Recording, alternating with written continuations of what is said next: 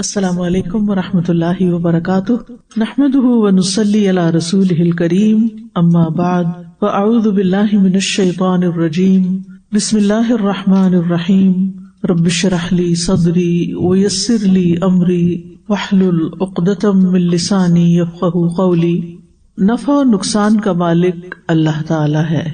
نفع و نقصان ظاہری سبب کے ساتھ ہو، یعنی ظاہری کوئی وجہ ہو، یا بغیر کسی سبب کے unknown reason، دونوں صورتیں اللہ تعالی کی طرف سے ہیں۔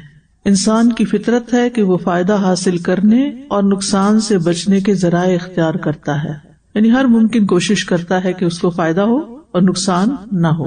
یہ کوشش دو طرح کی ہوتی ہے، ایک جس کی ہمارا دین ہمیں اجازت دیتا ہے، دوسری جس سے دین منع کرتا ہے اور اسے ایمان کے خلاف قرار دیتا ہے۔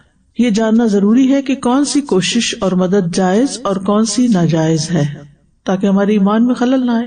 اگر بچہ بیمار ہو جائے اور آپ اسے ڈاکٹر کے پاس لے جائیں اور وہ مرض کی تشخیص کر کے دوا لکھ دے تو یہ جائز صورت ہے، کیونکہ آپ نے حصول شفا کے لیے اللہ کے بنائے ہوئے طبعی قانون یعنی نیچرل لا کے تحت ایک ایسے شخص سے مدد حاصل کی جو اس علم سے واقف ہے۔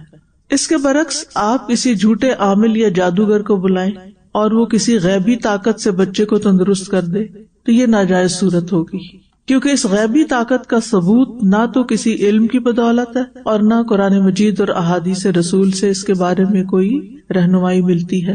اسی طرح اگر تمام عملی تدابیر، معروف سائنسی طریقے اور علاج ناکام ثابت ہو جائیں اور آپ حصول شفا کے لیے دعا یا صدقہ کا سہارا لیں یا اللہ کے کسی نیک بندے سے دعا کرائیں تو یہ مدد حاصل کرنے کا جائز طریقہ ہے، کیونکہ قرآن سے شفا حاصل کی جا سکتی ہے دعا کے ذریعے۔ اس کے برعکس اگر کسی نیک شخص کی قبر پر کھڑے ہو کر اس سے دعا کی درخواست کریں جبکہ وہ نہ زبان ہلا سکتا ہے نہ اس میں مریض کو تندرست کرنے کی کوئی طاقت ہے تو یہ مدد طلب کرنے کا ناجائز طریقہ ہے۔ واضح ہو گیا؟ اسی طرح ایک بانجھ عورت یعنی جو بچے پیدا نہیں کر سکتی کسی ڈاکٹر سے رجوع کرتی ہے یا ایسی دوائیں استعمال کرتی ہے جو اللہ تعالیٰ نے پیدا کی ہیں تو اس نے ایک جائز کام کیا، لیکن اگر وہ کسی قبر کی جالی میں کپڑے کی دھجی باندھ کر اپنا مقصد پورا کرنا چاہے گی تو اس نے ایک ناجائز طریقہ اختیار کیا۔ آپ کو کبھی تجربہ ہوا ہے سڑک کے کنارے کسی درخت کے ساتھ کپڑے لٹکتے ہوئے دیکھنے؟ جی بہت اس طرح کی چیزیں ہوتی، وہ اسی قسم کی مدد حاصل کرتے ہیں، یعنی غیبی مدد حاصل کرتے ہیں، ناجائز ذریعے ناجائز طریقے اختیار کرتے ہیں اپنے مسائل حل کرنے کے لیے۔ چنانچہ طبعی قوانین سے استفادہ کرنا یا ایسے ذرائع اختیار کرنا جن سے عام طور پر فائدہ اٹھایا جاتا ہے یا ایسے شخص سے رجوع کرنا جو ان قوانین کا علم رکھتا ہو اور یہ تمام طریقے قرآن و سنت کی کسی نص کے خلاف نہ ہو تو جائز ہیں۔ ٹھیک ہے، یعنی قرآن سے نہیں ٹکراتے، قرآن و سنت کے مطابق ہیں تو ان طریقوں سے مدد لی جا سکتی ہے۔ یہ بات ہم نے کافی وضاحت سے استعانت کے باب میں بھی پڑھی تھی کہ کسی انسان سے مدد کب لی جا سکتی ہے اور کب نہیں لی جا سکتی۔ ارشاد باری تعالیٰ ہے وَإِن يَمْسَسْكَ اللَّهُ بِضُرٍّ فَلَا كَاشِفَ لَهُ إِلَّا هُوَ وَإِن يُرِدْكَ بِخَيْرٍ فَلَا رَادَّ لِفَضْلِهِ يُصِيبُ بِهِ مَن يَشَاءُ مِنْ عِبَادِهِ وَهُوَ الْغَفُورُ الرَّحِيمُ۔ اور اگر اللہ آپ کو کوئی تکلیف پہنچائے تو اسے اس کے سوا کوئی ہٹانے والا نہیں، اور اگر وہ آپ کے ساتھ کسی بھلائی کا ارادہ کرے تو اس کے فضل کو کوئی پھیرنے والا بھی نہیں، وہ اسے اپنے بندوں میں سے جسے چاہتا ہے پہنچا دیتا ہے، اور وہ بہت بخشنے والا نہایت رحم کرنے والا ہے۔ رسول اللہ صلی اللہ علیہ وسلم نے عبداللہ بن عباس رضی اللہ عنہما سے فرمایا اذا سألت فاسأل اللہ وَإِذَا اسْتَعَنْتَ فَاسْتَعِنْ بِاللَّهِ، جب تم مانگو تو اللہ ہی سے مانگو اور جب تم مدد طلب کرو تو اللہ ہی سے طلب کرو۔ اللہ تعالیٰ نے نبی صلی اللہ علیہ وسلم کو بھی نفع و نقصان پہنچانے کا اختیار نہیں دیا۔ قُلْ لَا أَمْلِكُ لِنَفْسِي نَفْعًا وَلَا ضَرًّا إِلَّا مَا شَاءَ اللَّهُ، کہہ دیجئے میں اپنی جان کے لیے کسی نفع نقصان کا مالک نہیں مگر جو اللہ چاہے۔ غیر اللہ کو نفع یا نقصان کا مالک سمجھنا یہ ظلم یعنی شرک ہے۔ وَلَا تَدْعُ مِن دُونِ اللَّهِ مَا لَا يَنفَعُكَ وَلَا يَضُرُّكَ فَإِن فَعَلْتَ فَإِنَّكَ إِذًا مِنَ الظَّالِمِينَ، اور اللہ کو چھوڑ کر اس کو نہ پکارو جو آپ کو نہ نفع دے سکتا ہے اور نہ نقصان، پھر اگر آپ نے ایسا کیا تو بے شک تب آپ ظالموں میں سے ہوں گے۔ پوری دنیا بھی مل کر نفع پہنچانا چاہے تو اللہ کے حکم کے بغیر ایسا نہیں کر سکتی۔ نبی اکرم صلی اللہ علیہ وسلم نے فرمایا وَاعْلَمْ أَنَّ الْأُمَّةَ لَوِ اجْتَمَعُوا عَلَىٰ أَن يَنفَعُوكَ لَمْ يَنفَعُوكَ إِلَّا بِشَيْءٍ قَدْ كَتَبَهُ اللَّهُ لَكَ وَلَوِ اجْتَمَعُوا عَلَىٰ أَن يَضُرُّوكَ لَمْ يَضُرُّوكَ إِلَّا بِشَيْءٍ قَدْ كَتَبَهُ اللَّهُ عَلَيْكَ، اور جان لو اگر ساری دنیا مل کر بھی تمہیں نفع پہنچانا چاہے تو تمہیں نفع نہیں پہنچا سکتی سوائے اس کے جو اللہ نے تمہارے لیے لکھ دیا، اور اگر وہ سارے مل کر تمہیں کوئی نقصان دینا چاہیں تو نقصان نہیں دے سکتے سوائے اس کے جو اللہ نے تمہارے لیے لکھ دیا۔ گویا نفع اور نقصان کا اصل مالک اللہ ہے۔ تو مطلب یہ ہے کہ انسان کو وہی ملتا ہے جو اللہ نے اس کے لیے مقدر کیا ہے، لہذا ساری امیدیں اسی سے وابستہ رکھنی چاہیے۔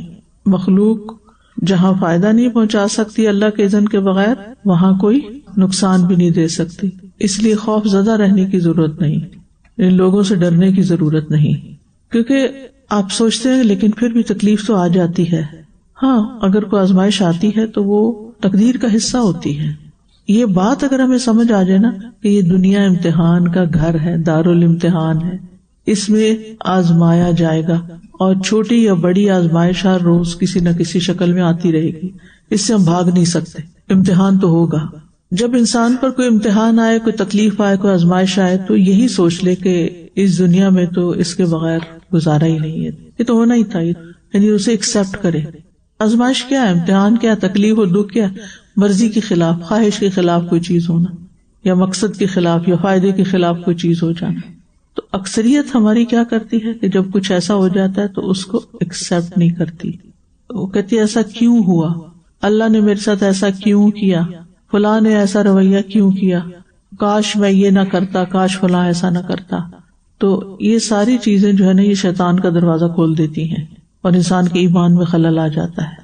انسان کو ہمیشہ سوچنا چاہیے کہ اگر ہوا تو اس کے پیچھے کوئی حکمت ہے اور اللہ کے اذن سے ہوا، کیونکہ اگر انسان اللہ کی رضا پہ راضی ہو تو آزمائش کے بدلے اجر ملتا ہے، گناہ بھی جھڑتے ہیں، اللہ تعالیٰ کی خوشنودی بھی حاصل ہوتی ہے، اور اگر آزمائش پر اللہ سے یا بندوں سے شکوے شکایتیں ہوں تو آزمائش سزا بن جاتی ہے۔ جی استاذہ، there is $1 million question coffee time سے، like so many people they say، اور اللہ تعالیٰ مجھے معاف کرے، I have thought like that once too، کہ جب آپ نے کہا نا کہ انسان کو وہی ملتا ہے جو مقدر میں ہے، جو اللہ نے لکھ دیا ہے، تو many people then question کہ اگر سب کچھ پہلے سے لکھ دیا گیا ہے so why should we even try, why we even bother to do anything، جو ہو رہا ہے جیسا لکھا گیا تھا ویسا ہی ہونا ہے۔ اور اس بات کے اوپر یہ بھی اللہ نے لکھ دیا نا کہ محنت کرو، کام کرو، یہ دونوں چیزیں ہی اللہ کی طرف سے، یعنی جہاں لکھا ہوا ہے وہاں اختیار بھی اللہ ہی نے دیا ہے اور محنت کرنے کے لیے بھی اللہ ہی نے کہا ہے۔ سو جو آپ کے پاس امتحان آ رہے ہیں اللہ نے لکھے ہوئے ہیں، but your faith will take you out and it will make you stronger, اللہ کے توکل آ جائے گا، اور اس آزمائش میں سے بھی خیر نکلے گی، آپ کے گناہ جھڑیں گے، آپ کو اجر ملے گا، آپ کے درجے بلند ہوں گے، آپ میچور ہوں گے، آپ اپنی غلطیوں سے سیکھیں گے، کیونکہ خوش قسمت ہے وہ انسان جو اپنی غلطیوں سے سیکھے۔ اس انسان میں کوئی خیر نہیں کہ جس کو بغیر کسی غلطی کے ٹرے میں رکھ کے کوئی چیز مل جائے، بغیر کسی محنت مشقت کے، کیونکہ ان مال عسر یسرا ہے، تنگی کے ساتھ آسانی ہے۔ آپ ایکسرسائز نہ کریں تو آپ کا حال کیا ہوگا؟ جو کرتے ہیں انہیں پتا ہے نہ کرنا کیا ہوتا ہے اور اس کے کتنے نقصان ہیں۔ تو ایکسرسائز میں مشقت ہے، نہ کرنے میں بڑا آرام ہے، لیکن اس آرام کے بعد کیا ہوتا ہے؟ تکلیف ہے، اور اس مشقت کے بعد کیا ہوتا ہے؟ آسانی ہوتی ہے۔ تو یہ ہمیں سمجھ نہیں آتی کہ تکلیفیں آتی کیوں ہیں، یہ ہم ایکسپٹ نہیں کر پاتے اور اس کو ہم ظلم سمجھتے ہیں، جبکہ اس دنیا کو ڈیزائن اس شکل پر کیا گیا ہے کہ یہاں مشقتوں سے گزرنا ہی گزرنا ہے۔ اب اگر کوئی کہے گرمی آتی ہی کیوں ہے، ٹھنڈی رہنی چاہیے، تو کوئی چیز اگے گی آپ کی؟ اگر سارا ہی سال برف پڑتی رہے، جہاں پڑتی ہے سارا سال، تو وہاں پر کیا ہوتا ہے؟ کچھ بھی نہیں اگتا، لائف ہی نہیں ہے۔ یعنی کسی بھی چیز پہ، اللہ تعالیٰ کے کسی بھی نظام پہ اگر آپ آبجیکٹ کرنا شروع کر دیں، کیونکہ اللہ تو کسی پہ ظلم نہیں کرتا، اور تقدیر بیسیکلی وہی چیز ہوگی جو انسان نے عمل کرنے ہیں یا کیے ہیں، تو اللہ کو اپنے علم کی بنا پر اس کا پتہ ہے، تو اللہ نے وہ تقدیر وہ لکھ دیا۔ بیسیکلی وہ انسان کے ہی فیصلے یا کام ہوتے ہیں۔ جی ہاں، یعنی کہ اللہ کو پہلے سے پتا ہے کہ میں اس انسان کو یہ دوں گا تو اس کا کرے گا کیا۔ جیسے آپ اپنے بچوں کو پیسے دیتے ہیں، عیدی دیتے ہیں، بیٹے کو بھی دی, بیٹی کو بھی دی, تو آپ کو پہلے ہی پتا ہوتا ہے نا کہ اس نے سنبھال کے رکھنی ہے اور اس نے دوسرے دن ہی ختم کر دینی. آپ کو کہاں سے, کیا آپ نے لکھ کر رکھا ہوا تھا کہیں؟ نہیں, آپ کو اپنے تجربے کی بنیاد پر پتا ہے, پچھلے پاسٹ ایکسپیرینس کی بنیاد پر پتا ہے. لیکن اللہ سبحانہ وتعالیٰ ایکسپیرینس کی بنیاد پر نہیں, اپنے علم کامل کی بنیاد پر جانتا ہے کہ یہ کرتا کیا ہے, اچھے وقت میں کیا کرتا ہے. اللہ تعالیٰ نے خود نہیں فرمایا وَنَبْلُوكُمْ بِالْخَيْرِ وَالشَّرِّ فِتْنَةً, ہم تمہیں اچھے برے حالات سے آزمائیں گے. کیا دیکھنے کے لیے, کیوں آزمائیں گے کہ اچھے حالات میں کیا کرتا ہے اور تکلیف دہ حالات میں یہ کرتا کیا ہے. اس کی بنیاد پر پھر آگے فیصلہ ہونا. اور اللہ کو پہلے سے پتا ہے اس نے کیا کرنا ہے, اللہ نے پہلے سے لکھ کے رکھا. لکھا ہوا کا مطلب یہ نہیں کہ فکس کر دیا گیا ہے کہ اب اس سے وہ ہل نہیں سکتا اور اس کے علاوہ اس کو کچھ کرنے کی کوئی اجازت ہی نہیں ہے, اختیار ہی نہیں ہے, اور اس کے پاس کوئی ہمت طاقت ہی نہیں. یہ نہیں ہے لکھے ہوئے کا مطلب. لکھے ہوئے کا مطلب یہ ہے کہ اللہ نے بندوں کے بارے میں اپنے کامل علم کو صرف اپنے تک نہیں رکھا, کتاب میں بھی لکھ دیا. یعنی وہ پہلے سے لکھ دیا ہوا ہے کہ انہوں نے یہ کرنا ہے. وَلَيَعْلَمَنَّ اللَّهُ الَّذِينَ صَدَقُوا وَلَيَعْلَمَنَّ الْكَاذِبِينَ. اللہ کو ضرور جاننا ہے کہ سچے کون ہیں, جھوٹے کون ہیں. کیا اللہ کو نہیں پتا؟ اللہ کو پتا ہے, لیکن وہ ظاہر کرتا ہے عمل کے ذریعے, اور صرف اپنے پہ نہیں, سب پر, اوروں کو بھی پتا چل جائے. اگر مثال کے طور پر اللہ تعالیٰ کو پتا کہ اس شخص نے کچھ نہیں کرنا اور وہ لکھا ہوا ہے کہ اس نے کچھ نہیں کرنا مثلا, اور اللہ تعالیٰ اس کو کام کرنے کا موقع ہی نہ دے اور پکڑ کے جہنم میں ڈال دے کہ اس نے تو ایمان لانا ہی نہیں, مجھے تو پہلے سے ہی پتا ہے, تو کیا اللہ تعالیٰ نے ایسا کیا؟ نہیں. اللہ تعالیٰ نے چانس دیا, مہلت دی, اور پھر دیکھ رہا ہے کہ کیا کرتا ہے. اور پھر جب وہ وہی کرتا جو اللہ کو پہلے سے ہی پتا تھا, تو پھر کسی کو آبجیکشن کی بھی گنجائش نہیں رہتی کہ اللہ نے ایسا کیوں کیا. اور اللہ نے اس کو مجبور کیا تھا کہ تم ایسا ہی کرو. میں مجبور نہیں کیا, اختیار اور ارادہ اللہ نے دے رکھا ہے جو ہم استعمال کرتے ہیں. سر جی, اسی طرح کی ایک مثال میرے پاس بھی ہے. ایک بہت چھوٹا سا بچہ میرا اسٹوڈنٹ ہے, تو اس فیملی میں آلریڈی ایک اس کا چھوٹا بھائی جو ہے وہ آلریڈی آٹسٹک تھا. وہ بچہ نا کچھ عرصہ پہلے اس بچے کو بھی ٹائپ 1 ڈائبٹیز ڈائگنوز ہوئی, اور مطلب میکسیمم شاید 7 سال کا بچہ ہوگا یہ. اس کو اب مشین لگی ہوتی ہے کہ وہ مشین بیپ کرتی ہے کہ اگر اس کا شوگر لیول لو جا رہا ہے تو پھر اس کو فوراً میڈیسن لینی ہوتی ہے. لیکن الحمدللہ اس بچے نے اور اس کی فیملی نے اس کو اتنے اسٹرانگلی ایکسپٹ کیا ہے کہ وہ بچہ مجھے خود بتاتا ہے کہ oh it's beeping right now, so teacher gave me just few seconds, I have to take my medicine so that I won't faint. اور اس کو ساری چیزیں پتا بھی ہیں کہ اس کے ساتھ کیا ہو سکتا ہے, اور وہ مطلب بہت زیادہ اسٹرانگ ہو گیا وہ بچہ. اور وہ مجھ سے اور پوچھتا ہے اس کا کیا مطلب ہے, آپ مجھے اس کے یہ میننگ بتائیے, اگر یہ ایسا ہوگا تو کیا ہوگا. تو یعنی جب بندہ ایکسپٹ کر لیتا ہے اور صبر کرتا ہے نا, تو اللہ تعالیٰ اس کے لیے اور اتنی طرف سے خیر اور اس کے لیے اتنے نئے دروازے کھولتا ہے کہ وہ بندے کو کچھ بھی سمجھ نہیں آتا. پھر اصل میں آزمائش ہمارے توکل کا بھی امتحان ہے نا, کہ ہم کرتے ہیں یا نہیں. ہماری نیت کا بھی امتحان ہوتا ہے. ساری دنیا بھی مل کر انسان کو نہ فائدہ پہنچا سکتی ہے اور نہ ہی نقصان دے سکتی ہے. آپ دیکھیں کہ یعقوب علیہ السلام کی قمیص نے یعقوب علیہ السلام کی آنکھوں کو شفا بخشی, لیکن اس سے پہلے اسی قمیص کو دیکھ کر وہ غم میں ڈوب گئے. عیسیٰ علیہ السلام اگر مردوں کو زندہ کر لیتے تھے یا بیماروں کو تندرست, تو وہ بار بار کیا آتا ہے قرآن میں, بِإِذْنِ اللہ, اللہ کے اذن سے کرتے تھے. پھر یہ بھی جاننا چاہیے کہ اللہ ہر چیز کا مالک ہے, یعنی نفع نقصان بھی اس کے ہاتھ میں ہے, مالک بھی وہی ہے. اللہ کی بادشاہت ہمیشہ سے قائم ہے, آسمان و زمین کا بادشاہ ہے, ساری کائنات کا مالک ہے, اور حقیقی بادشاہ وہی ہے. أَلَمْ تَعْلَمْ أَنَّ اللَّهَ لَهُ مُلْكُ السَّمَاوَاتِ وَالْأَرْضِ وَمَا لَكُم مِّن دُونِ اللَّهِ مِن وَلِيٍّ وَلَا نَصِيرٍ.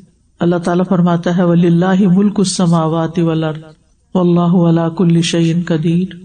اور آسمانوں اور زمین کی بادشاہت اللہ ہی کے لیے, اور اللہ ہر چیز پر پوری قدرت رکھنے والا ہے. اللہ تعالیٰ فرماتا ہے وَلِلَّهِ مُلْكُ السَّمَاوَاتِ وَالْأَرْضِ وَمَا بَيْنَهُمَا وَإِلَيْهِ الْمَصِيرُ. اور اللہ ہی کے لیے ہے بادشاہت آسمانوں اور زمین کی, اور جو کچھ ان دونوں کے درمیان ہے, اور اسی کی طرف لوٹنا ہے. اور اللہ تعالیٰ فرماتا ہے تبارک الذی بیدہ الملک وہو علی کل شیء قدیر. دنیا کے بادشاہ جو ہیں وہ عاجز ہیں.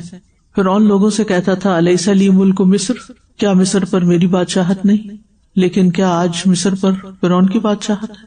نہیں. موسیٰ علیہ السلام کے زمانے میں ہی اللہ نے فرعون کو ڈبو کی موت دے دی اور اس کی حکومت کا خاتمہ کر دیا, اور اس وقت سے لے کے اب تک نہ جانے کتنی لوگوں نے مصر پر حکومت کی ہے.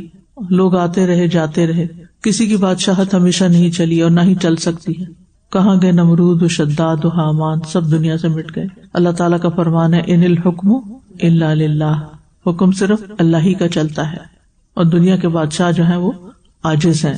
اللہ تعالیٰ دنیا کے بادشاہوں کو آسمان پر بادشاہت کرنے کا اختیار نہیں دیتا، ان کو زمین پر ہی محدود اختیار دیتا ہے. اختیار کی مدت بھی محدود ہوتی ہے، یعنی چند دنوں کے لیے معمولی اختیار دیا جاتا ہے. زمین کے بادشاہ چلتی ہوا، برستے پانی، گرجتی بجلی اور رونما ہونے والا زلزلہ اور طوفان روک نہیں سکتے، کیونکہ ان سب چیزوں پر بادشاہت اللہ کی ہے. اللہ ہی آدم علیہ السلام کے زمانے میں بارش برساتا تھا، آفتاب کو طلوع و غروب کرتا تھا، رات اور دن کو لاتا تھا، زندگی اور موت دیتا تھا، اور آج بھی وہی بارش لائے گا. سورج طلوع و غروب بھی وہی کرتا ہے، رات کو دن میں، دن کو رات میں بدلتا ہے، زندگی اور موت دیتا ہے، کیونکہ وہ دنیا کا حقیقی بادشاہ ہے. پھر یہ ہے کہ انسان کا اپنا کچھ بھی نہیں ہے، زمین و آسمان کے خزانے اسی کے ہیں. انسان کی نہ زمین اپنی ہے، نہ سونے چاندی اپنے ہیں، حتیٰ کہ اپنا جسم بھی اپنا نہیں ہے. ہم اس میں آنے والی چینجز سے ان کو روک نہیں سکتے. تو اللہ تعالیٰ کی بادشاہت پر، مالک ہونے پر ہمارا ایمان پختہ ہونا چاہیے. انسان کا پورا جسم اللہ کا دیا ہوا ہے، پھر اس جسم کے تمام عضو اور تمام حرکات و سکنات پر اللہ کی بادشاہت ہے. آنکھوں سے دیکھنے پر اللہ کی بادشاہت ہے، کانوں سے سننے پر اللہ کی بادشاہت ہے، ناک سے سونگھنے اور سانس لینے پر اللہ کی بادشاہت ہے، ہاتھ اور پیر سے حرکت کرنے، دل و دماغ سے سوچنے اور سونے جاگنے، تمام چیزوں پر اللہ کی بادشاہت ہے. نیند پر ہی اپنا اختیار نہیں. لا حول ولا قوت. جس وقت آپ پڑھ رہے ہوتے ہیں اور ہر پیراگراف پہ سو جاتے ہیں، پھر جاگتے ہیں اور پھر پڑھتے ہیں، ایک مشقت ہوتی، حتیٰ کہ انسان ہار جاتا ہے، یا سو جاتا ہے تو یا وہاں وہ کام چھوڑ کے اٹھ جاتا ہے. مجھے تو یہی کرنا پڑتا ہے. بعض اوقات ہم اپنے آپ کو فورس کرتے ہیں، نہیں اتنا ٹائم ہے، اسی وقت یہ پڑھ کے تیار کرنا ہے. اپنے اختیار میں اپنا جسم بھی نہیں ہے. نہیں آ رہی ہوتی تو اتنی کوشش کر لیں، نہیں آئی. جی ہاں، جب نہیں آ رہی نیند تو پھر لانا مشکل، جب آ رہی ہو تو روکنا مشکل. پھر یہ کہ اللہ سبحانہ و تعالیٰ خالق ہے، اس کے بغیر ہم کچھ بھی نہیں کر سکتے. وہی سارے خزانوں کا مالک ہے. قیامت کے دن بھی اللہ کی شان ہوگی. اللہ کے اذن کے بغیر کوئی چیز نقصان نہیں دے سکتی. کالی بلی کے گزرنے سے کوئی نقصان نہیں ہوگا، گھر کی چھت پہ الو کے بولنے سے کوئی نقصان نہیں پہنچے گا، کیونکہ یہ ساری انسان کے لیے کیا ہے؟ توہمات ہیں. ہوگا وہی جو مقدر میں. قل لن یصیبنا الا ما کتب اللہ لنا هو مولانا وعلی اللہ فلیتوکل المؤمنون. تھرو آؤٹ کووڈ میں یہ آیت پڑھتی رہی کہ کہہ دیجیے ہمیں ہرگز کوئی نقصان نہیں پہنچے گا مگر وہی جو اللہ نے ہمارے لیے لکھ دیا ہے، اس لیے ڈرنے کی ضرورت نہیں. وہی ہمارا مولا ہے، اور اللہ ہی پر مومنوں کو توکل کرنا چاہیے، کیونکہ کتنا خوف و ہراس تھا ان دنوں میں. امام راضی کہتے ہیں کہ ہمیں کوئی خیر اور شر، خوف اور امید، شدت و سختی نہیں پہنچے گی مگر وہی جو ہمارا مقدر ہے اور اللہ کریم کے پاس لوح محفوظ پر لکھی ہوئی ہے. رزق اور مصیبتوں کو لکھ دیا گیا ہے. انسان کے حالات جو ہے وہ اعمال سے بھی جڑے ہوئے ہوتے ہیں.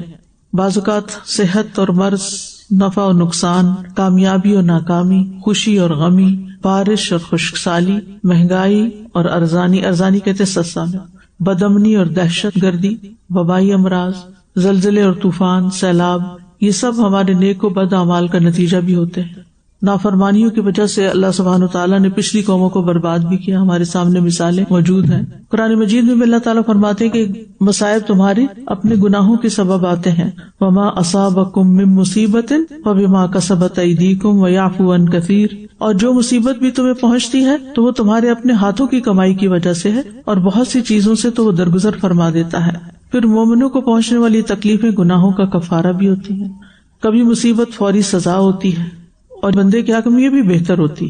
حدیث میں آتا ہے نبی صلی اللہ علیہ وسلم نے فرمایا اللہ نے تمہارے ساتھ خیر کا ارادہ کر لیا ہے، کیونکہ جب اللہ تعالیٰ کسی بندے کے ساتھ خیر کا ارادہ فرماتے ہیں تو اس کے گناہ کی سزا فوری دے دیتے ہیں، یعنی دنیا میں مل جاتی ہے اس کو. خاص طور پر کچھ گناہ جیسے والدین کی نافرمانی کی سزا. نبی صلی اللہ علیہ وسلم نے فرمایا تمام گناہوں میں سے جس گناہ کی سزا اللہ پاک چاہتا ہے قیامت تک مؤخر کر دیتا ہے، سوائے والدین کی نافرمانی کے کہ اس کی سزا وہ موت سے پہلے زندگی میں ہی دیتا ہے. پھر نماز نہ پڑھنے کی دنیاوی سزا، جس کی ایک نماز اس سے فوت ہو گئی گویا اس کا مال اور اولاد فنا ہو گئی. پھر جھوٹی قسم کھانے کی سزا گھروں کے ویران ہونے کا سبب ہے. سود کی نحوست، نبی صلی اللہ علیہ وسلم نے فرمایا سود جتنا مرضی بڑھتا جائے اس کا انجام ہمیشہ قلت کی طرف ہوتا ہے، یعنی برکت نہیں ہوتی. سود کے ذریعے مال میں تیزی سے اضافہ ہوتا ہے، لیکن لینے والے پر جو تباہی اور بربادی کے دروازے کھلتے ہیں ان کی وجہ سے مال کم کیا اکثر ختم ہی ہو جاتا ہے. اس کے برعکس نیکی جو ہے وہ پرسکون زندگی کا سبب ہے. نافرمان کی زندگی تنگ ہوگی. ومن اعرض عن ذکری فان له معیشۃ ضنکا ونحشره یوم القیامۃ اعمی. جس نے میرے ذکر سے اعراض کیا تو اس کے لیے تنگ گزران ہوگی اور قیامت کے دن ہم اسے اندھا اٹھائیں گے. دنیا میں فساد لوگوں کے اپنے ہاتھوں کی کمائی کی بدولت ہے، جس سورۃ روم میں آتا ہے نا، ظہر الفساد فی البر والبحر بما کسبت ایدی الناس. اسی طرح نیک اعمال کی برکت بھی ہوتی ہے. وَلَوْ أَنَّ أَهْلَ الْقُرَىٰ آمَنُوا وَاتَّقَوْا لَفَتَحْنَا عَلَيْهِمْ بَرَكَاتٍ مِّنَ السَّمَاءِ وَالْأَرْضِ وَلَٰكِن كَذَّبُوا فَأَخَذْنَاهُمْ بِمَا كَانُوا يَكْسِبُونَ.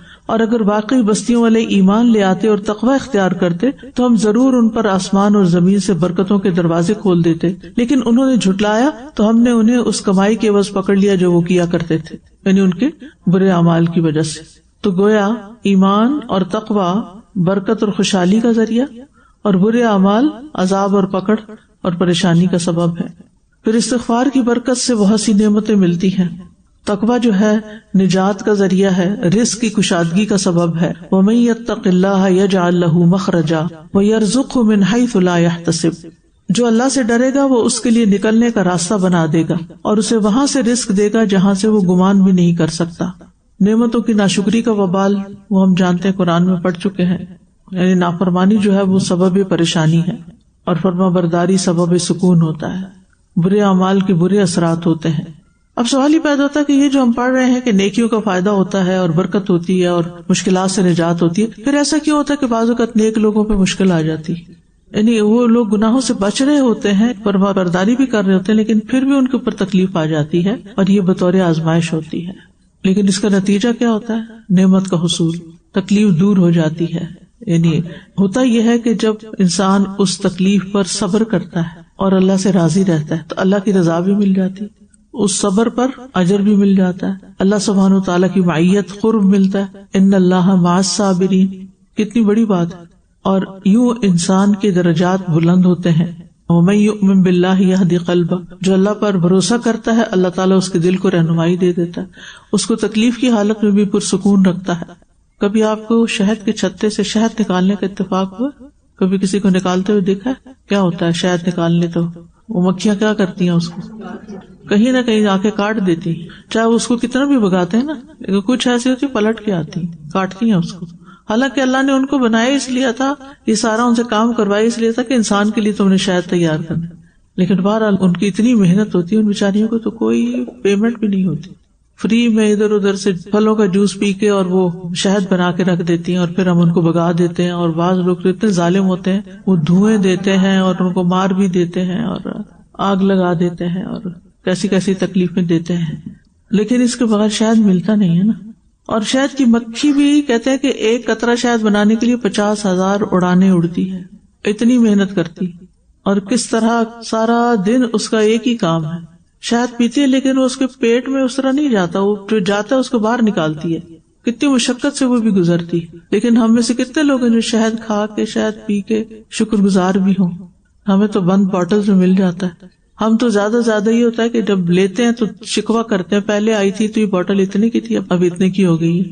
یا پھر شک میں ہی رہتے ہیں، استعمال بھی کرتے رہتے شک میں رہتے ہیں، آرگینک ہے بھی کہ نہیں، خالص ہے بھی کہ نہیں. بعض اوقات ایسا بھی ہوتا ہے کہ نیک بندے سے انسان ہونے کے ناطے کوئی گناہ ہو جاتا ہے، لیکن انسان کو خود بھی نہیں پتا چلتا کہ میں نے گناہ کر لیا ہے.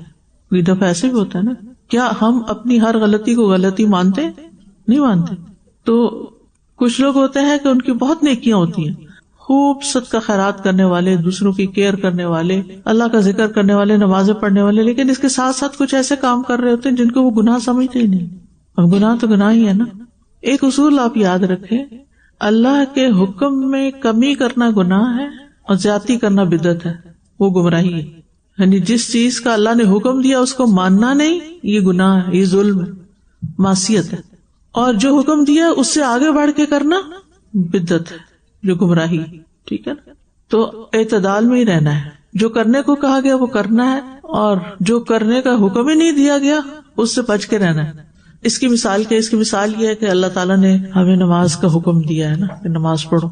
اب کوئی شخص قضا کر کے پڑھ رہا ہے تو گناہ ہے، آپ نے شرائط پوری نہیں کی. ٹھیک ہے نا. اور کوئی ایک نماز کی جگہ 2 پڑھ رہا ہے، یعنی 2 رکعتوں کی نماز سے اسے 4 بنا کے پڑھ رہا ہے، یہ زیادتی کر لی اس نے. تو بعض اوقات انسان کہیں نہ کہیں کوئی زیادتی کر جاتا ہے, کہیں کمی کر جاتا ہے, ایسا ہے نا, کہیں کمی کر لی کہیں زیادتی کر لی. اعتدال پر رہنا بڑا مشکل ہوتا ہے. لہٰذا بندے کی ان چیزوں کو اللہ تعالیٰ دنیا میں ہی دھوتے رہتے ہیں, کسی نہ کسی تکلیف یا آزمائش میں مبتلا کر کے. اور مقصد کیا ہوتا ہے کہ انسان آئندہ کے لیے کانشیس ہو, چوکنا ہو, غلطیاں نہ کرے. اچھا, ایک اور سوال یہ پیدا ہوتا ہے کہ نافرمانی کرنے والوں کو بظاہر خوشحالی بھی ملتی ہے, ان کو نعمتیں مل جاتی, فرما برداروں کو تکلیفیں آ جاتی ہیں وائے, اور نافرمانوں کو نعمتیں مل جاتی ہیں وائے. اس پہ بھی وائے اٹھتا ہے نا. یعنی بعض اوقات کچھ مالدار لوگ ایسے ہوتے ہیں, بڑے خوشحال ہوتے ہیں, لیکن کوئی نماز روزہ نہیں, کچھ نہیں, کوئی اچھا کام نہیں کرتے. لیکن آپ نے یہ دیکھا ہوگا کہ ضروری نہیں کہ جو کچھ مالدار ہو پرسکون بھی ہو. کیا اصل کامیابی مالدار ہونا ہے یا خوش ہونا؟ خوش ہونا. اگر کسی کی زندگی میں خوشی ہے اور مال تھوڑا بھی ہے تو خوش قسمت ہے, اور اگر مال بہت ہے لیکن دل کا چین, قرار, سکون نام کی کوئی چیز نہیں تو وہ خوشحال نہیں ہے. خوشحالی کا تعلق مال کی زیادتی سے نہیں ہے, خوشحالی کا تعلق, ہیپینس کا تعلق دل کی خوشی کے ساتھ ہے. کچھ لوگوں کے پاس سب کچھ ہوتا ہے لیکن توکل نہیں ہوتا, چھوٹی سی تکلیف پر اتنا دل ملا اٹھتے ہیں, کوئی صبر نہیں ہوتا, برداشت نہیں ہوتا, ہر وقت ان کا مائنڈ کہیں اور آکیوپائڈ ہوتا ہے کہ اور مال کیسے کما لیں, اور آگے کیسے چلے جائیں, اور زیادہ کیسے بڑھا لیں. اور بعض اوقات راحت اور آرام کے سارے اسباب ہونے کے باوجود ان کو راحت نصیب نہیں ہوتی. ہر نعمت ہونے کے باوجود ان نعمتوں کو استعمال کرنے کا وقت نہیں ہوتا. یعنی اکثریت جو ہے نافرمانوں کی دل سے پریشان ہی رہتی ہے. کچھ تو ایسے ہوتا ہے نا کہ آزمائشیں سامنے نظر آ رہی ہوتی ہیں کچھ لوگوں کی, لیکن کچھ لوگ ایسے ہوتے ہیں کہ انہیں آزمائشوں کا بھی نہیں پتا ہوتا کہ ہم پہ یہ بار بار کیوں یہ سچویشنز آ رہی ہیں. اور دیکھنے والا, جیسے آپ ابھی میں مینشن کری تھی کہ آپ بچوں کو عیدی دیتے ہیں تو وہ کیا کریں گے پہلے سے ہی پتا ہوتا ہے. جیسے ٹیچر کو پہلے ہی پتا ہوتا ہے کہ یہ بچہ کتنا علم حاصل کرے گا, کیا کرے گا, ایگزام دیں گے. تو کچھ لوگ بار بار اسی چیز میں ناکام ہوتے چلے جا رہے ہوتے ہیں, اور وہ اپنے رویے کی طرف غلطی سے نہیں سیکھتے, اپنی غلطی نہ نظر آتی ہے, نہ انہیں پتا چلتا ہے, نہ وہ اس کو ڈائگنوز کر سکتے ہیں کہ میں کیا کروں کہ میرے حالات بہتر ہو جائیں. جی استاد جی, جب انسان کو بہت زیادہ ملتا ہے اور اس کی ہر چیز پوری ہوتی ہے تو یہ بھی ایک آزمائش ہے, تو اس کو انسان کیسے سمجھے گی یہ میرے پر نعمت ہے یا آزمائش ہے؟ نہیں, یہ تو بائی ڈیفالٹ ہی سمجھنا چاہیے کہ ہر چیز آزمائش ہے. اکثر لوگ جو ہے سب کچھ ہونے کے باوجود یہ احساس نہیں کرتے کہ کوئی آزمائش ہے نا, کہ وہ تو اکثر لوگوں کا تو حال چھوڑیں. اچھا بھلے سمجھدار لوگ اس کو آزمائش نہیں سمجھتے, وہ اس پہ اترا رہے ہوتے ہیں. یہ جو اتراتا ہے اپنی نعمتوں پر, اس کا مطلب ہے کہ وہ شکر گزار بھی نہیں ہے اور اس کو پتہ ہی نہیں کہ یہ اس کے لیے امتحان ہے. یعنی ہمیں ہر حال میں پتہ ہونا چاہیے کہ ہر نعمت امتحان ہے, ہر نعمت. یہ کہ نبلوکم بالخیر والشر فتنہ, خیر بھی فتنہ ہے. یہ جو آپ کو علم مل رہا ہے نا, یہ بھی آپ کی آزمائش ہے. کیا آزمائش ہے؟ اب پتہ چل گیا, اب اس کا کرنا کیا ہے. تکبر آتا ہے یا دوسروں کو بس غلط ہی سمجھ رہے ہیں اور صرف اپنے آپ کو ہی نیک سمجھتے ہیں, ہر ایک میں اب فالٹس ہی نظر. کچھ لوگ تو علم کی ایسی اینک لگاتے ہیں صرف دوسروں کے فالٹس دیکھنے کے لیے, ان کو ہر شخص حقیر نظر آتا ہے. کس قدر تکلیف دہ بات ہے, اور ان کو خود بھی نہیں پتا وہ کیا کر رہے ہیں, ہر ایک کی غلطی ڈھونڈ لیں گے. تو اب دیکھیے کہ علم نا ایک روشنی بھی ہے, ٹھیک ہے, اس روشنی میں اپنے عیب دیکھیں, دوسروں کو معاف کر دیں. کیونکہ اب دیکھیے کہ جب ہم دوسروں کو نفرت دیتے ہیں, دوسروں کو شک کی نگاہ سے دیکھتے ہیں, دوسروں کو گناہگار سمجھتے ہیں, تو پھر دوسروں سے آپ کو کیا ملے گا؟ کیا وہ آپ پر ٹرسٹ کریں گے, وہ آپ پر اعتماد کریں گے؟ لیکن اگر آپ دوسروں کو اعتماد دیتے ہیں, محبت دیتے ہیں, اہمیت دیتے ہیں, تو پھر آپ کو واپس جواب میں کیا ملے گا؟ وہی چیز ملے گی جو آپ دیں گے. اگر آپ اپنے علم سے دوسروں کو فائدہ پہنچاتے ہیں تو جواب میں آپ کو کیا ملے گا؟ فائدہ. کیسی کیسی دعائیں ملیں گی, مفت کی دعائیں. جب آپ کسی کا مسئلہ حل کر دیتے ہیں تو خود بخود اس کے دل سے, کیونکہ یہ اللہ نے فطرت انسان کی ایسی رکھی ہے, اللہ کو مسخ ہو چکی ہے. جب کوئی اس پر احسان کرتا ہے تو انسان احسان مند ہو جاتا ہے, اور پھر وہ بوجھل محسوس کرتا ہے. اس بوجھ کو ہٹانے کے لیے وہ کچھ نہ کچھ کرتا ہے, اور سب سے بہترین طریقہ کیا ہے؟ دوسرے کے لیے دعا کرنا, اچھے جذبات رکھنا. تو اس سے انسان کے اندر پھر ایک خیر پھوٹتی ہے. تو اللہ نے نا کسی کو فائدہ پہنچانے میں, کسی کی خدمت کرنے میں, کسی کے کام آنے میں, کسی کی خیر خواہی کرنے میں بڑی کوشش رکھی ہے. وجعلنی مبارکا اینما کنت, اللہ نے مجھے مبارک بنایا میں جہاں بھی ہوں. یعنی کہ ایسے لوگ مبارک ہوتے ہیں جو جہاں بھی گئے داستان چھوڑ آئے، یا اچھی داستانیں چھوڑ کے آتے ہیں یا بری داستانیں چھوڑ کے آتے ہیں.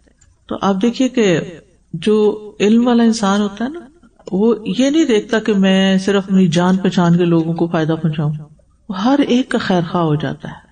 وہ سوچتا ہے کہ یہ جو خزانہ میرے پاس ہے نا، جو اللہ نے خزانہ مجھے دیا ہے، اس پر ساری مخلوق کا حق ہے. نہ صرف یہ کہ انسانوں کا بلکہ حیوانوں کا بھی حق ہے کہ میں ان کے ساتھ نرمی کا اور خیر خواہی کا معاملہ کروں. اور جب آپ دوسروں کے خیر خواہ بن جاتے ہیں نا، تو پھر ان سے کوئی شکایتیں بھی نہیں رہتی آپ کو، کیونکہ پھر آپ صرف دینے والے بنتے ہیں نا. ایکسپیکٹیشن آپ کی کچھ بھی نہیں ہوتی، کیونکہ آپ نے تو ان کا بھلا کر، وہ آگے سے غصہ بھی کرے نا.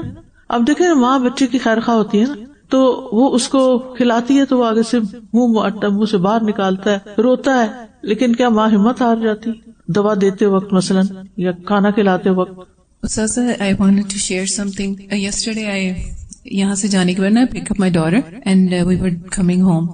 تو باہر ویدر اچھا تھا، آسمان پہ نا جیسے پلین گزرتے ہیں تو اس کے پیچھے لائن رہ جاتی ہے. So many lines and I told Aiza, look at them. Do you see how many lines? Plane جا چکے ہیں، لوگ جہاں سے آئے تھے جا چکے ہیں، نشان وہاں پہ بچے، آثار موجود ہیں، آثار ہیں. اس طرح سیم لائک اس، میں نے اس سے یہ سمجھانے کی کوشش کی، ہم دنیا سے چلے جائیں گے، ہمارا نشان یہاں پہ رہ جائے گا. آپ نے کسی کو اچھا ٹریٹ کیا ہے، they will always remember you in those words. اور برا کیا ہے سیم. بالکل. اصل میں نا بائی نیچر ہم مجبور ہیں کہ ہم لوگوں کے ساتھ انٹریکشن رکھیں، ریلیشن شپ رکھیں. تو پھر ہر ریلیشن شپ اور ہر تعلق کے اندر ضرور یا اس کے اندر اعتماد ہوتا ہے یا بے اعتمادی ہوتی ہے، یا محبت ہوتی ہے یا کھچاؤ ہوتا ہے. تو ہمیں یہ دیکھنا چاہیے کہ جس کسی سے بھی ہمارا کوئی بھی ریلیشن ہے، چاہے رشتہ داری کا ہے، نسب کا ہے، سسرال کا ہے، یا دوستی کا ہے، یا صرف کام کا ہے، تو وہاں کی فضا کیسی ہے، وہاں ہم ایک دوسرے کے ساتھ کیا معاملہ کر رہے ہیں، دوسرے کا کیا امپریشن ہے، یا میرا امپریشن اس پہ کیا ہے. دیکھیں جب آپ کسی کے ساتھ زیادتی کر رہے ہوتے ہیں نا، تو صرف آپ اس کے سامنے برے نہیں بن رہے ہوتے، جو دیکھ رہے ہیں نا دائیں بائیں ان کو بھی نظر آ جاتا ہے کہ اس شخص کا اخلاق کچھ اچھا نہیں ہے، یہ زیادتی کر رہا ہے. کیونکہ ہر انسان کے اندر اللہ نے انصاف کرنے کی بھی صلاحیت رکھی ہوئی ہے. آپ اس کو زیادہ دیر چھپا نہیں سکتے، وہ نظر آ جاتا ہے، وہ ظاہر ہو جاتا ہے. اور یہ نہیں ہو سکتا کہ جن کے ساتھ ہم زندگی گزار رہے ہیں وہ سارے کے سارے ہمارے ہم نوا ہوں اور ہمارے ہم خیال ہوں اور ہماری واہ واہ کرنے والے اور ہمیں چاہنے والے ہوں. ایسا نہیں ہوتا. ہر طرح کے لوگ ہوتے ہیں. کچھ لوگوں کے ساتھ آپ کی بہت اچھی طرح بن جاتی ہے، کچھ کے نہیں بنتی. تب صرف یہ نہیں کہ آپ جن کے ساتھ اچھی بن رہی یا ان کے ساتھ اچھے ہیں، اور جو نہیں بن رہے ان کو آپ ہر وقت ٹیز ہی کرتے رہے، کہیں نہ کہیں سے دکھ ہی پہنچاتے رہے. ایک مومن اور خاص طور پر دین کا کام کرنے والے انسان کا یہ کردار ہو ہی نہیں سکتا. تو ایمان کا یہ بھی ایک تقاضا ہے نا کہ انسان یہ سب کچھ اللہ کی خاطر کرے، تبھی معاشرے میں امن ہو سکتا ہے. اب ہے محبت اور خشیت اللہ کے لیے، کتابوں میں ہوگا آپ کے. اللہ سے محبت کرنا اور اس سے ڈرتے رہنا، یہی توحید کی بنیاد اور عبادات کی روح ہے. اسی لیے فرمایا والذین آمنوا اشد حبا للہ، اور وہ لوگ جو ایمان لائے وہ اللہ کی محبت میں سب سے زیادہ شدید ہیں. اللہ تعالیٰ کے سامنے انتہائی عاجزی اختیار کر کے اپنے آپ کو انتہائی حد تک اس کے آگے بچھا دینے کا نام عبادت ہے، اور اسی کو خشیت کہتے ہیں، یعنی اللہ کے آگے جھک جانا پورا پورا. کہ جس ہستی کے سامنے عبادت کی جاتی ہے وہ ظالم و جابر نہیں بلکہ انتہائی مہربان اور شفیق ہے. اس کے ہم پر بے شمار احسانات ہیں، اس لیے اس کے ساتھ تعلق میں اظہار عاجزی کے ساتھ ساتھ انتہائی محبت بھی پیدا ہو جاتی ہے. جب بندہ شدت خوف سے کانپ اٹھتا ہے اور اللہ کے تصور سے اس کی آنکھوں سے آنسو نکل آتے ہیں، اس وقت بھی اپنے خالق کے لیے محبت کے بہترین جذبات ہوتے ہیں. اللہ سے محبت کا یہ مطلب نہیں کہ اس کی شان میں قصیدے لکھے جائیں، اور نہ اسے ڈرنے کا یہ مطلب ہے کہ اس سے ایسی دہشت اور گھبراہٹ ہو جو نفرت کا سبب ہو. اللہ سے محبت کا معنی یہ ہے کہ نفسانی خواہشات اور شیطانی وسوسوں کے مقابلے میں اللہ تعالیٰ کی فرما برداری اور خوشنودی کو ترجیح دی جائے، اور نبی کریم صلی اللہ علیہ وسلم کے احکام کی اطاعت کی جائے. قل ان کنتم تحبون اللہ فاتبعونی. نبی اکرم صلی اللہ علیہ وسلم کے فرامین ہیں لا یؤمن احدکم حتی یکون اللہ ورسولہ احب الیہ مما سواہما. تم میں سے کوئی اس وقت تک مومن نہیں ہو سکتا جب تک اسے اللہ اور اس کا رسول دونوں ہر چیز سے زیادہ محبوب نہ ہو جائیں. من ارض اللہ بسخط الناس کفاہ اللہ الناس ومن اسخط اللہ برضا الناس وکلہ اللہ الی الناس.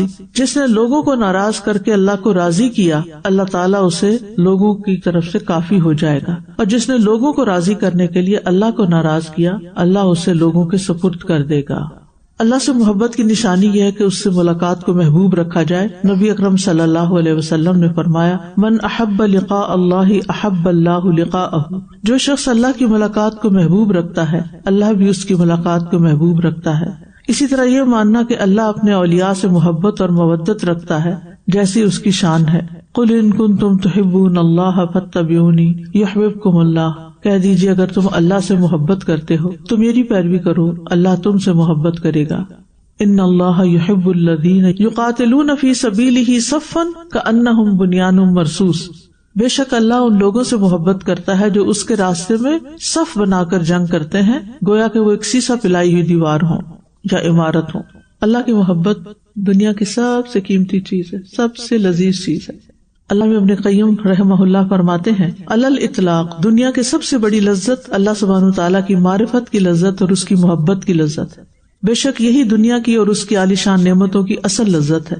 دنیا کی فانی لذتیں اس کی نسبت سے ایسے ہیں جیسے سمندر میں ایک تنکا ہو. بے شک روح، دل اور بدن اسی کے لیے پیدا کیے گئے ہیں. بس دنیا کی سب سے پاکیزہ چیز اللہ کی معرفت اور اس کی محبت ہے، اور آخرت کی سب سے عمدہ چیز اللہ تعالیٰ کا دیدار اور اس کا مشاہدہ ہے. بس اللہ تعالیٰ کی معرفت اور اس کی محبت آنکھوں کی ٹھنڈک اور روحوں کی لذت اور دلوں کی تر و تازگی ہے. دنیا کی نعمتیں اور اس کا سرور وہ منقطع ہونے والی لذتیں ہیں جن کا انجام دکھ اور عذاب ہے، اور ایسی لذتیں حاصل کرنے والا انتہائی تنگ اور سخت زندگی گزارتا ہے. بس پاکیزہ زندگی تو اللہ تعالیٰ کے ساتھ تعلق قائم کرنے میں ہے. یعنی جب آپ کا ریئل کنیکشن اللہ تعالیٰ کے ساتھ ہوگا نا تو پھر آپ لائف کو انجوائے کر سکیں گے. اور جہاں محبت کی بات آئی وہاں رحمت کی بات بھی ہے کہ اللہ تعالیٰ کی بندوں پر بہت زیادہ رحمت ہے. لیکن یہاں ایک بڑی مشہور بات کی وضاحت کرتی چلوں. لوگوں میں یہ بہت مشہور ہے اور میں خود بھی سنی سنائی پہ چلتی رہی کافی عرصہ کہ اللہ تعالیٰ اپنے بندوں سے 70 ماؤں سے بڑھ کے پیار کرتا ہے نا. اوکے، جب ہم اس بات کو قرآن و سنت میں تلاش کرتے ہیں تو کہیں بھی نہیں ہے. ہاں اتنا ضرور ملتا ہے کہ اللہ تعالیٰ اپنے بندوں پر ایک ماں کی رحم دلی سے زیادہ مہربان اور رحم دل ہے. یعنی یہ ملتا ہے کہ ماں سے زیادہ مہربان ہے، لیکن 70 والا لفظ کہیں بھی نہیں ہے. یہ کسی نے خود سے کہا ہوگا اور لوگوں نے اس کو حدیث بنا لیا. اور ماؤں سے کئی گنا زیادہ رحم کرنے والا یہ بھی آتا ہے. عمر بن خطاب سے روایت ہے کہ نبی صلی اللہ علیہ وسلم کے پاس چند قیدی آئے. قیدیوں میں ایک عورت تھی جس کی چھاتی دودھ سے بھری ہوئی تھی، وہ ادھر ادھر دوڑ رہی تھی. اسی دوران قیدیوں میں سے ایک بچہ نظر آیا، اس نے جھٹ اس بچے کو اپنی چھاتی سے لگا لیا اور اسے دودھ پلانے لگی. تو نبی صلی اللہ علیہ وسلم نے ہم سے فرمایا کہ تمہارا کیا خیال ہے، یہ عورت اپنے بچے کو آگ میں پھینک دے گی؟ ہم نے کہا نہیں، جب تک اس کو قدرت ہوگی اپنے بچے کو آگ میں نہیں پھینکے گی. تو آپ نے فرمایا کہ اللہ اپنے بندوں پر اس سے بھی زیادہ مہربان ہے جتنا یہ عورت اپنے بچے پر مہربان ہو سکتی. یعنی یہ بات تو ملتی ہے، اس کی دلیل تو ملتی ہے، لیکن 70 والی بات کی کوئی دلیل نہیں. پھر ہے خشیت الہی سے مراد حرام چیزوں اور ناجائز کاموں سے بچنا اور ثواب آخرت کو دنیا کی لذتوں پر ترجیح دینا. یعنی خشیت کا مطلب گھبرانا نہیں، پریشان رہنا نہیں ہے، بلکہ کیا کرنا ہے؟ ناجائز کاموں سے بچنا ہے. نبی صلی اللہ علیہ وسلم نے فرمایا 7 یظلہم اللہ فی ظلہ یوم لا ظل الا ظلہ، رجل طلبته امرأة ذات منصب وجمال فقال انی اخاف اللہ. 7 طرح کے آدمی ہوں گے جن کو اللہ اس دن اپنے سائے میں جگہ دے گا جس دن اس کے سائے کے سوا اور کوئی سایہ نہ ہوگا. وہ شخص جسے کسی باعزت اور حسین عورت نے برے ارادے سے بلایا لیکن اس نے کہہ دیا کہ میں اللہ سے ڈرتا ہوں. تو اس سے کیا پتہ چلا؟ خشیت کا کیا معنی سمجھ میں آیا؟ اللہ سے ڈرتا ہوں. یہ کیوں کہا؟ کہ مجھے گناہ نہیں کرنا. ٹھیک ہے، گناہ سے بچنا دراصل اللہ کے ڈر کی علامت ہے. اسی طرح اللہ کے خوف سے آنسو بہانا بھی باعث اجر. نبی صلی اللہ علیہ وسلم نے فرمایا 7 یظلہم اللہ رجل ذکر اللہ ففاضت عیناہ. 7 طرح کے لوگ ہیں جنہیں اللہ اپنے سائے میں پناہ دے گا. ایک وہ شخص ہے جس نے اللہ کو یاد کیا تو اس کی آنکھیں بہہ پڑی. کیا مطلب؟ اللہ کو یاد کر کے تنہائی میں رونے لگ گیا. جیسے ہم انسانوں کو یاد کرتے ہیں نا، یعنی پتہ نہیں آپ کبھی کسی کی یاد میں روئے ہیں کہ نہیں روئے. میں جب پی ایچ ڈی کرنے کے لیے گئی تو اپنی بڑی بیٹی کو چھوڑ گئی تھی. اس وقت 3 سال کی تھی، تو وہ پہلا بچہ تھا. حالانکہ 2 بیٹیاں تھیں اس وقت میری، لیکن دونوں کو چھوڑ کے گئی تھی. تو آپ یقین کریں کہ جب تک تیمیہ یعنی تیسری ہے، جب تک تیمیہ پیدا نہیں ہوئی کوئی ایک رات بھی ایسی نہیں تھی، ناٹ ون سنگل نائٹ، کہ جس وقت میں نہ روئی ہوں اس کی یاد میں. Every day. لیکن یہ رونا دھونا میرے کام میں رکاوٹ نہیں تھا. سارا دن کام کرتی تھی، پڑھتی تھی، لائبریریز، ریسرچ، یہ وہ جو بھی میری ذمہ داریاں تھی پوری کرتی تھی. لیکن رات کو جب فارغ ہوتی پہلے روتی پھر سوتی. بہت سخت یاد آتی تھی. تو یہ ایک قدرتی سی بات ہے نا، ماؤں کے دل میں اللہ نے بچوں کی محبت رکھی ہے، تو اب یہ جو رونا ہے یہ ایک رحمت کی علامت بھی ہوتی ہے، ٹھیک ہے. تو اسی طرح کبھی بندہ اللہ کی یاد میں بھی روتا ہے، اللہ تو میرا رب ہے، اور خاص طور پر جب کسی غم میں، دکھ میں، تکلیف میں ہوتا ہے، تنہا ہوتا ہے انسان، تو کہتے یا اللہ، اور پھر اللہ تو ہے نا، یعنی کوئی بھی اپنا ایکسپریشن جو آپ کا ہوتا ہے، اور پھر آپ کے آنسو بہنا شروع ہو جاتے ہیں. اور کبھی اپنے گناہوں سے ڈر کے رونے لگتے ہیں کہ اللہ میں تو بہت گناہ کی، میرا کیا بنے گا. پھر اللہ کے عذاب سے بھی ڈر لگتا ہے، اس سے بھی روتا ہے انسان. تو ایسی آنکھ کو آگ نہیں چھوئے گی جس سے اللہ کی خشیت سے کوئی آنسو بہا. نبی صلی اللہ علیہ وسلم نے فرمایا 7 طرح کے لوگ ہیں جنہیں اللہ اپنے سائے میں پناہ دے گا. ایک وہ شخص ہے جس نے اللہ کو یاد کیا تو اس کی آنکھیں بہہ پڑی. ابو ہریرہ کہتے ہیں کہ رسول اللہ صلی اللہ علیہ وسلم نے فرمایا لا یلج النار رجل بکا من خشیت اللہ حتی یعود اللبن فی الضرع. وہ شخص آگ میں داخل نہ ہوگا جو اللہ کے خوف سے صرف اتنی دیر رویا جب تک کہ دودھ تھن میں واپس چلا جائے. ہر کام میں اور ہر حال میں مکمل اطاعت صرف اور صرف اللہ تعالیٰ کے لیے ہے، خواہ ہمیں پسند ہو یا نہ ہو، خواہ اس کی حکمت ہماری سمجھ میں آئے یا نہ آئے. یہی اطاعت اللہ تعالیٰ سے محبت کا نتیجہ بھی ہے اور اس کی علامت بھی. رسول اللہ صلی اللہ علیہ وسلم نے فرمایا لا طاعت فی معصیت اللہ انما الطاعت فی المعروف. اللہ کی نافرمانی میں کسی کی اطاعت نہیں، اطاعت صرف معروف میں ہے، یعنی نیکی کے کام میں. اتق اللہ حیث ما کنت، تم جہاں کہیں بھی ہو اللہ سے ڈرو. یہ ایمان رکھنا کہ اللہ تعالیٰ رضا، غضب، ناراضگی اور ناپسند کرنے کی صفات کے ساتھ متصف ہے، اور ان کا ذکر قرآن میں موجود ہے. رضی اللہ عنہ ورضوا عنہ، اللہ ان سے راضی ہو گیا اور وہ اس سے راضی ہو گئے. ومن یقتل مؤمنا متعمدا فجزاؤہ جہنم خالدا فیہا وغضب اللہ علیہ ولعنہ. اور جو کسی مومن کو جان بوجھ کر قتل کر دے تو اس کا بدلہ جہنم ہے جس میں وہ ہمیشہ رہنے والا ہے، اور اللہ اس پر غضبناک ہوا اور اس پر لعنت کی. وآخر دعوانا ان الحمد للہ رب العالمین. سبحانک اللہم وبحمدک اشہد ان لا الہ الا انت استغفرک واتوب الیک. السلام علیکم ورحمۃ اللہ وبرکاتہ.